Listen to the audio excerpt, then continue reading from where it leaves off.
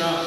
اللهم إنا نسألك ثواب الشاكرين ونزل المقربين ومرافقة النبيين ويقين الصديقين وذلة المتقين وإثبات الموقنين حتى توفانا على ذلك يا أرحم الراحمين. آمين. ربنا إننا سمعنا مناديا ينادي للإيمان أن آمنوا بربكم فآمنا.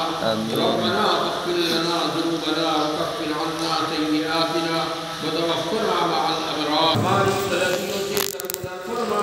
اے اللہ ہم گناہگار ہیں، خطاکار ہیں.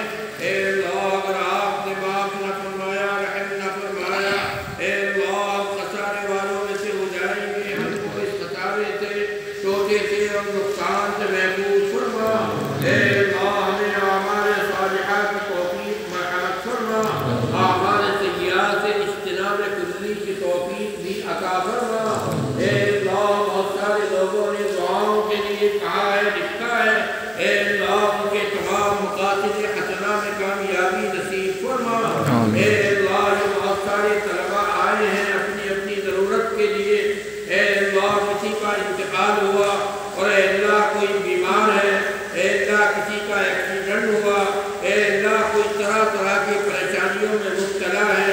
اے اللہ کسی کے اوپر مقدمہ ہے، کوئی جیل کے اندر ڈال دیا گیا ہے.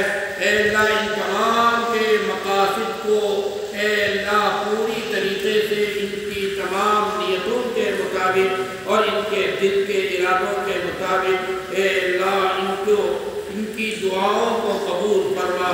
اور اے اللہ بہت سارے لوگ دعاؤں کے لیے کہتے ہیں، لکھتے ہیں، ان کے مقاصد حسنہ میں کامیابی نصیب فرما.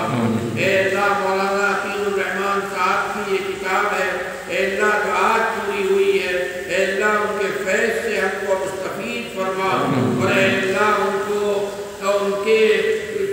کو صحت عطا فرما، قوت عطا فرما، بیماریوں سے ان کو نجات عطا فرما.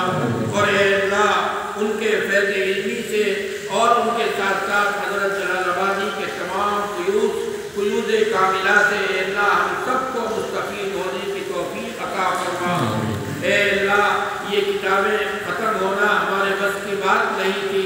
اے اللہ تو نے ہمیں قوت کی طاقت دی اور تو نے ہمیں بیماریوں سے نجات عطا فرمائی. اور اے اللہ آج ہم نے نبی کریم صلی اللہ علیہ وسلم کی